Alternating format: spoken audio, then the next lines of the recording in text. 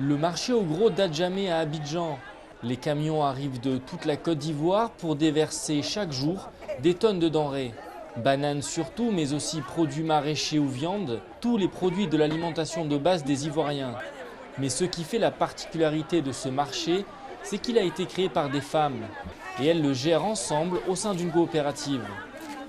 Si elle est contrôlée par les gourous, originaires du centre-ouest du pays, la plupart des ethnies de Côte d'Ivoire sont représentées, et même les étrangers. Dioula, Baolé ou encore Burkinabé. Des femmes qui, à force de persévérance, ont réussi à prendre les rênes de la filière vivrière. Nous, les femmes du marché gourou, c'est le commerce. Parce que c'est le commerce qui fait notre force. Actuellement, là, une femme qui ne vend pas là, c'est pas une femme. Tu peux pas, garçon ne peut pas te nourrir du 1er au 30e. Un travail qui n'en reste pas moins difficile, avec des horaires longs et des tâches souvent pénibles. Les mercredis et les dimanches, là, je dors au marché ici. Tel que dimanche hier, j'ai dormi pour prendre condiment aujourd'hui lundi.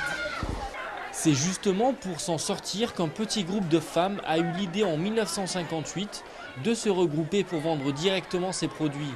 Le projet a eu un succès immédiat. Aujourd'hui, la coopérative compte plus de 100 membres et des milliers de personnes y font des échanges chaque jour. Ces femmes-là ont mûri une idée de se regrouper en association, se mettre ensemble parce qu'elles ont compris très tôt que si elles ne sont pas unies, elles ne peuvent pas réussir. Mais ces derniers temps, les troubles politiques dans le pays ont eu de lourdes conséquences. Les prix ont augmenté en raison des difficultés d'approvisionnement. Le marché, souvent, c'est dur parce que les marchandises ne viennent pas.